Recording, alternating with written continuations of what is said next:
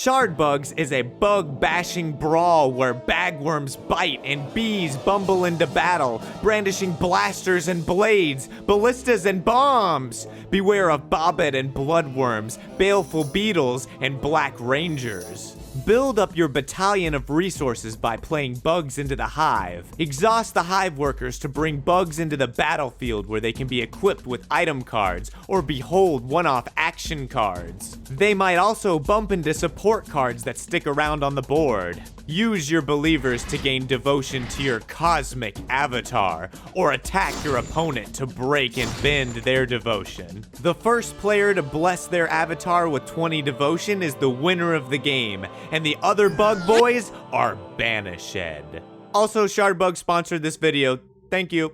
In Shardbugs, there are 5 types of cards: bugs, cosmic avatars, supports, items, and actions. Bugs are the main card type, your soldiers on the battlefield as well as your resources in the hive. Almost every card type has a dust cost in the upper left-hand corner of the card, which is how many and what kind of resources in the hive you will need to exhaust, the old 90-degree turn, in order to play them. In the top right corner is the bug's devotion value, which is how much devotion it provides when you exhaust it to gain devotion. In the middle of the card, we have a type box that tells you what kind of bug it is, which is referenced on some other cards. This guy's a termite. There's also the effect text box, which tells you what the card do.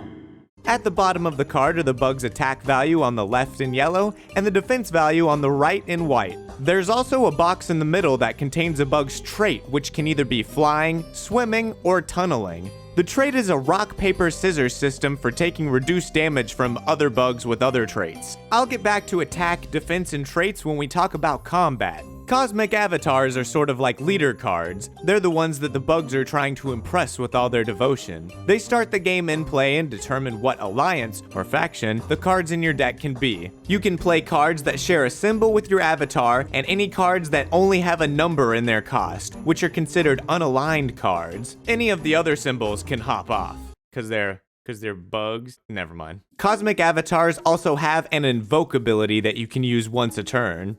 Support cards have a cost and an effect. You play them to the field and they stay there until they are splat, which means they get sent to the splat zone, which is the discard pile in Shardbugs.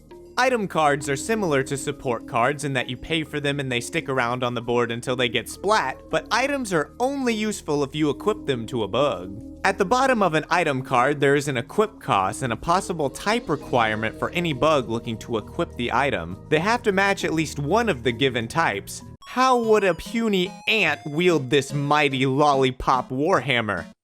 It can't.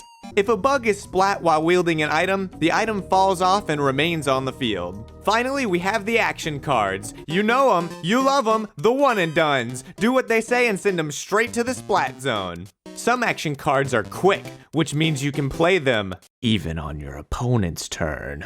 Although, there are some terms and conditions in the timing where you can play a quick card, but we'll get back to that when we talk about combat. Now that we've gone through all the card types, let's see what a deck looks like. In Shardbugs, a deck is at least 60 cards and a cosmic avatar. As previously mentioned, you can have any card in your deck that matches the alliance of your cosmic avatar, as notated by having that symbol in the card's cost. You can also run any unaligned cards, the ones that only have a number for the cost. The number of copies you can run per card depends on the rarity of the card, which is found in the middle right-hand side. The more bughead, the more rare. You can run 5 of any common, 4 of any uncommon, 3 of any rare, and 2 of any cosmic rare. Once you have your deck, it's time to shuffle up and then randomly determine who goes first. You could roll a die. You could play a game of fly, swim, tunnel, or you could go see who could find the coolest bug in 5 minutes in the old woods out back. Howdy boy! Once you've done that, both players draw 7 cards. Then, starting with the turn player, each player may decide any cards they don't want, slap them on the bottom of their deck, and redraw the same number. You can only do this one time though. After that, the game repeats the following phases. Beginning phase. Ready any exhausted cards, horizontal to vertical. Then draw a card. Unless it's the first player's first turn, they don't get anything. Main phase. This is where most of the game actions take place. Specifically, any of these actions. Once per turn, you can put a bug into your hive ready. This is the main resource system of the game. When you want to play a card, exhaust bugs in your hive to generate dust. A bug provides dust equal to its alliance, so a meteor bug will make meteor dust, a lunar bug will make lunar dust, and a solar bug makes solar dust. Unaligned cards create neutral dust, which is what is covering my shelves. I should really fix that. Speaking of playing cards, you can play cards during the main phase. Pay the cost by exhausting ready bugs in the hive. Any alliance symbol on a card's cost needs to be paid with that type of dust.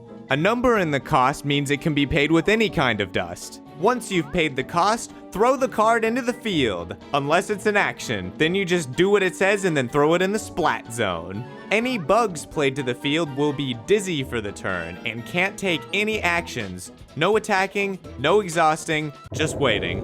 Any non-dizzy bug you control can be exhausted to gain devotion equal to that bug's devotion rating. And remember, gaining 20 devotion is how you win the game. Once per turn, you can also add a non-dizzy bug from the field back to the hive by exhausting it. And sort of the reverse, once per turn you can send a ready bug from the hive to your field by paying for it, but it can't pay for itself. No freebies. Other than that, you can activate bug abilities, equip items, and use your Cosmic Avatar's invoke ability during the main phase. When you're done doing all of that, it's time to move to the combat phase. In the combat phase, you can declare any ready and non-dizzy bugs that you want to attack your opponent with, and then exhaust all of the attackers and resolve any attack triggers they might have. Then comes the first quick step.